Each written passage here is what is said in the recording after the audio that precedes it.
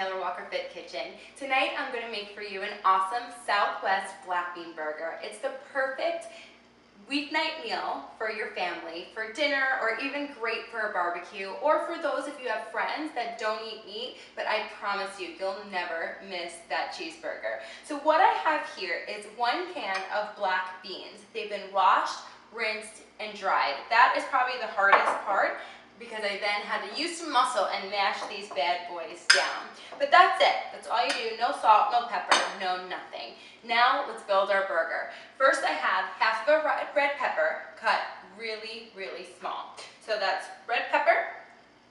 I have a half of a white onion. You can use yellow too. It really doesn't matter. The only onion I wouldn't use is probably a red one. I have 3 cloves of garlic. Yep, 3. You might not want to kiss your husband after you make these, but I promise you, you'll have a yummy dinner. From there, I have 1 green onion, just for added awesome breath. 1 green onion, sliced kind of small, but it will offer some texture there too, so you don't want to cut them too small.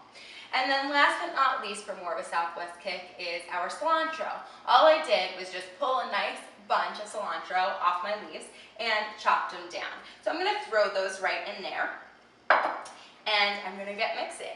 I'm going to combine all of these in a bowl or whatever you have, and this is really the base and all of the flavors for our black bean burger. But what you might want to think about is what time of year it is, what produce is out there. If you don't want to make it with Southwest flair, you could always make them kind of like a comforting meatloaf. You can throw in some celery, maybe some carrots. Some corn would even be a nice addition to these because I am using that Southwest kind of flair and flavor.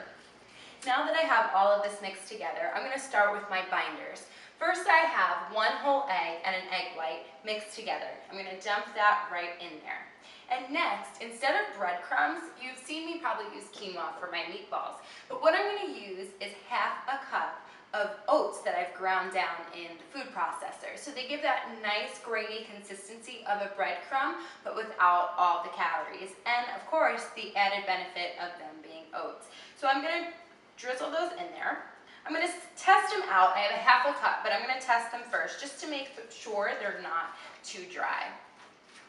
So to moisten them up just a little bit more, I'm going to add about a teaspoon of hot sauce. Remember, we could always add later, so I don't want to overdo it. So I'm only going to add a teaspoon. If you know that you guys really like a kick, you probably could add a tablespoon to that. So I'm going to mix all this in here, and then we're going to get ready to add our great spices.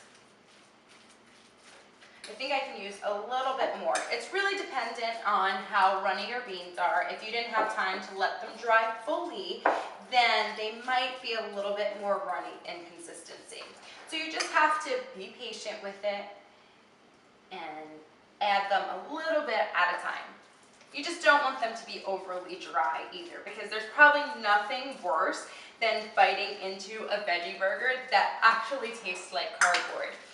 Eating healthy shouldn't be a chore. It should absolutely be delicious. So if you just take a little bit of extra time, I guarantee you will be very pleasantly surprised. So now this looks good. I had a half a cup, but I think I'm going to stop here. Now I need a little bit more spiciness to this. So I'm going to add 1 tablespoon of chili powder. It's awesome because it does. It has the kick and it has the heat to it, and it's going to ramp up that metabolism. And it's going to add flavor too, which is also pretty good.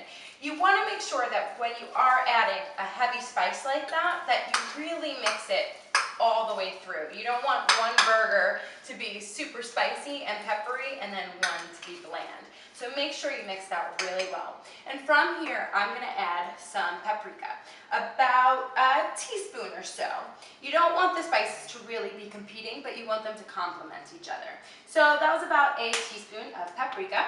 Now I'm going to get that mixed through here, and I am just about ready to build my burgers. They look pretty darn good to me, this mixture, and it already smells delicious. Don't you love when something smells delicious even before it's cooked?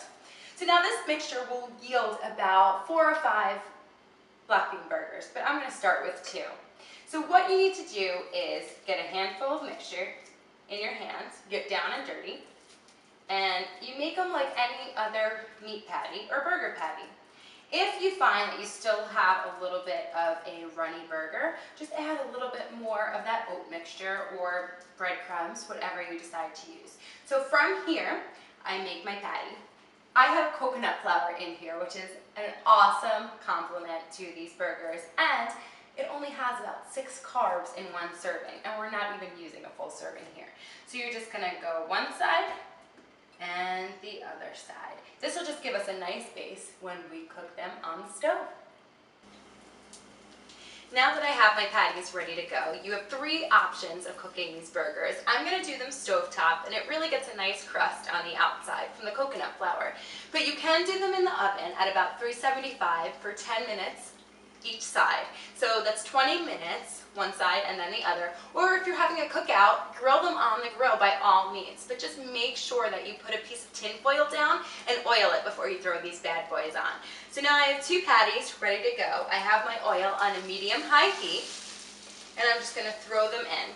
Not too much oil, about roughly a tablespoon to a tablespoon and a half. We don't want a deep-fried black bean burger. So now that they're nice and brown on both sides, it was about 3 minutes to flip to the other side. So 3 minutes and 3 minutes on each side on medium-high heat. And I think I'm ready to build my burger. So what I have here is just a whole wheat bottom of a bun. I sometimes eat the top, I sometimes don't. A lettuce wrap would be great too. You can even make these smaller when you're having like Taco Tuesday or something, and just make small patties as a side dish to accompany your tacos. So I'm going to throw my burger right on top. And what I have, if I can get it on top, that would be great. What I have here is my avocado dressing that I like to make. It's literally 1 mashed avocado, 2 tablespoons water, the juice of 1 lime, and a clove of pressed garlic. It's really not as thick as a guacamole, but you get that avocado Southwest flavor, and it's pretty amazing. So I'm just going to take a dollop of that and throw it on top. It's your choice if you want to add salt and pepper. I love using pepper, but I don't utilize too much salt. But of course I utilize hot sauce. That's my favorite. I'm going to throw that right on there. And I'm going to turn off the stove so I don't burn my other one. And I am ready to chow down.